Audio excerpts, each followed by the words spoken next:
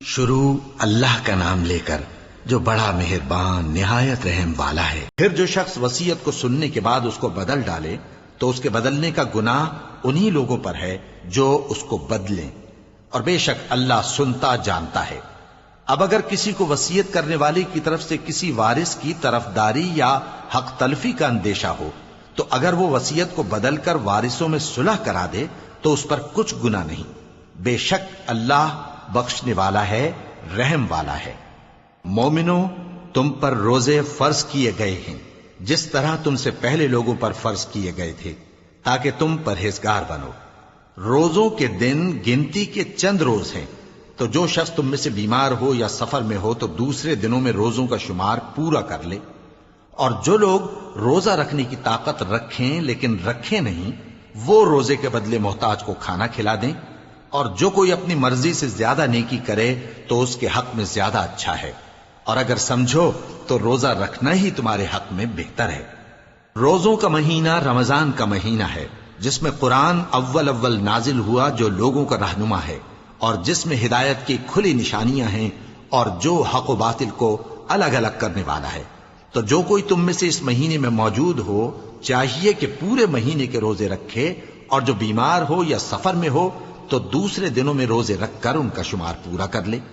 اللہ تمہارے حق میں آسانی چاہتا ہے اور سختی نہیں چاہتا، اور یہ آسانی کا حکم اس لیے دیا گیا ہے کہ تم روزوں کا شمار پورا کر لو، اور اس احسان کے بدلے کہ اللہ نے تم کو ہدایت بخشی ہے تم اس کو بزرگی سے یاد کرو اور اس کا شکر کرو۔ اور اے پیغمبر، جب تم سے میرے بندے میرے بارے میں دریافت کریں تو انہیں معلوم ہو کہ میں تو تمہارے پاس ہی ہوں۔ جب کوئی پکارنے والا مجھے پکارتا ہے تو میں اس کی دعا قبول کرتا ہوں، تو ان کو چاہیے کہ میرے حکموں کو مانیں اور مجھ پر ایمان رکھیں تاکہ نیک رستہ پائیں۔ روزوں کی راتوں میں تمہارے لیے اپنی عورتوں کے پاس جانا جائز کر دیا گیا ہے، وہ تمہاری پوشاک ہیں اور تم ان کی پوشاک ہو۔ اللہ کو معلوم ہے کہ تم ان کے پاس جانے سے اپنے حق میں خیانت کرتے تھے، سو اس نے تم پر مہربانی کی اور تمہاری حرکات سے درگزر فرمائی، تو اب تم کو اختیار ہے کہ ان سے مباشرت کرو۔ اور اللہ نے جو چیز تمہارے لیے لکھ رکھی ہے یعنی اولاد، اس کو اللہ سے طلب کرو اور کھاؤ اور پیو یہاں تک کہ صبح کی سفید دھاری رات کی سیاہ دھاری سے الگ نظر آنے لگے، پھر روزہ رکھ کر رات تک پورا کرو، اور جب تم مسجدوں میں اعتکاف بیٹھتے ہو تو ان سے مباشرت نہ کرو، یہ اللہ کی حدیں ہیں، ان کے پاس نہ جانا۔ اسی طرح اللہ اپنی آیتیں لوگوں کے سمجھانے کے لیے کھول کھول کر بیان فرماتا ہے تاکہ وہ پرہیزگار بنے، اور آپس میں ایک دوسرے کا مال ناحق نہ کھاؤ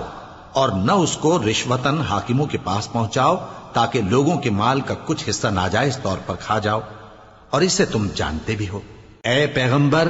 لوگ تم سے نئے چاند کے بارے میں دریافت کرتے ہیں کہ گھٹتا بڑھتا کیوں ہے؟ کہہ دو کہ وہ لوگوں کے کاموں کی میعادیں اور حج کے وقت معلوم ہونے کا ذریعہ ہے، اور نیکی اس بات میں نہیں کہ احرام کی حالت میں گھروں میں ان کے پچھواڑے کی طرف سے آؤ، بلکہ نیکوکار وہ ہے جو پرہیزگار ہو، اور گھروں میں ان کے دروازوں سے آیا کرو اور اللہ سے ڈرتے رہو تاکہ کامیاب ہو جاؤ۔ اور جو لوگ تم سے لڑتے ہیں تم بھی اللہ کی راہ میں ان سے لڑو، مگر زیادتی نہ کرنا کہ اللہ زیادتی کرنے والوں کو دوست نہیں رکھتا۔